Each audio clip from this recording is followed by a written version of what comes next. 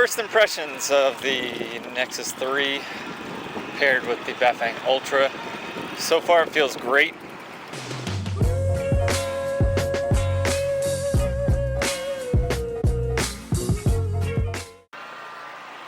I want to try something new today. I guess we could call this a ride vlog. Mostly we could just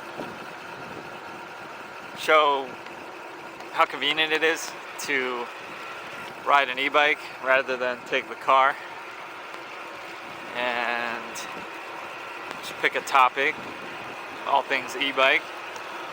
Let me know if you have any ideas, and let me know what you think about the camera angles and the video quality. And today, for our very first ride vlog, I just converted the single speed on this Bafang Ultra bike to the Nexus 3, and so far it's pretty awesome. So I'd like to just kind of quickly go over my first impressions and let y'all know how it feels. So far, the way I've been using it right now is I have the motor set up for 3 PAS levels. 750, 1000, and 1500 watts. And then obviously the Nexus 3 has 3 gears. So it kind of feels like shifting gears on a motorcycle. So I'm in PAS 1, first gear. I don't really need to start this way, but if I'm maybe going uphill or something, it's a little bit easier on the motor. Then I just need to kind of give the motor a break, give it a second, shift gears. Now I'm in second. The PAS I could really do whatever I want with, because that power kind of comes in gradually anyway. But you definitely want to make sure that you give the motor a break for a second before shifting to the next gear, so that you don't grind down the pawls inside the hub. But I really like the way that it feels, and it's very simple. 3 PAS, 3 gears. It seems to have enough range so far for everything that I need, gearing range that is. And you know, when you're cruising at 35, 40 miles per hour in traffic, you just need it. You need to keep things simple. You don't want to be having to deal with figuring out what gear you're in and trying to change the PAS levels. But yeah, at this power level, you definitely don't want to be shifting gears while the motor is activated. So you have to be aware of that. And I feel like, I'm hoping, fingers crossed, so long as I am good about that, and like I said, I take a break from pedaling, let the motor wind down, you can kind of hear it and feel it, give it a second. Let's try it here. So now I'm in PAS 3, I'm in second gear. Once I hit around 30 or 25, see, now I'm ghost pedaling. Stop, shift, start pedaling again. So you just got to give the motor that second to wind down. Now we're cruising at about 35.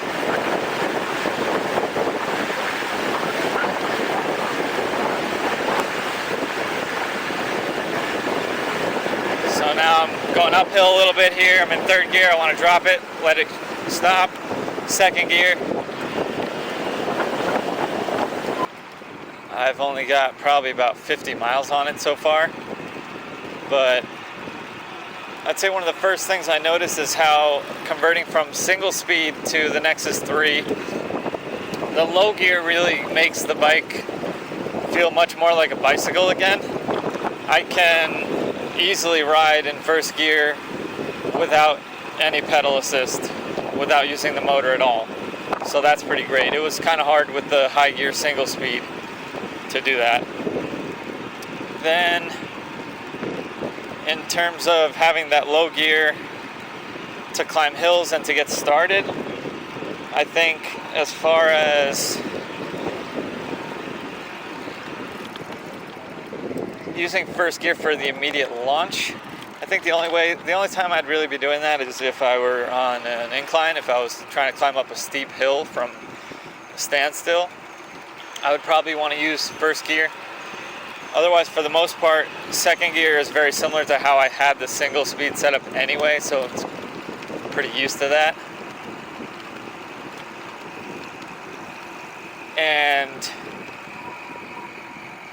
I think really the biggest improvement that this combination makes over a single speed is that the high gear, third gear, when I'm at cruising speed, keeps my legs in the game the entire time. So here's an example where I was just in second gear. I would have been ghost pedaling down this hill, and right now I have cadence going downhill. So that's pretty awesome that I always feel like my legs are contributing, my legs are still getting a nice workout, whereas with the single speed, it was very often that I would be ghost pedaling pretty quickly. After maybe about 5 pedals, I would just be ghost pedaling and the motor would do the rest of the work. So having that high gear really helps out, and then being able to just kick it down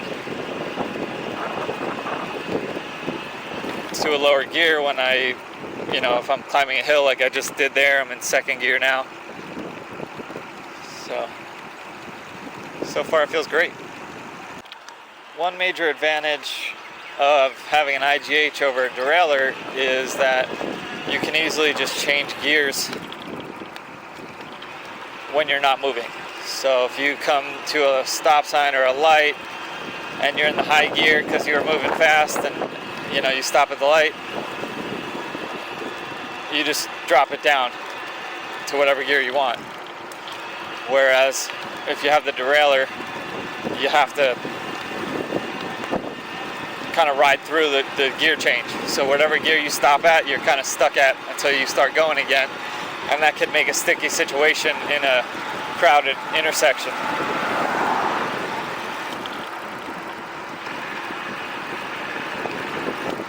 So again, let me know in the comments below if you have any ideas, and let me know what you think about the camera angles. But ultimately, I'd like to, we'll have to play around with it and see how it pans out, but I'd like to talk about e-bike safety, some commuting tips. I mean, the possibilities are endless, really.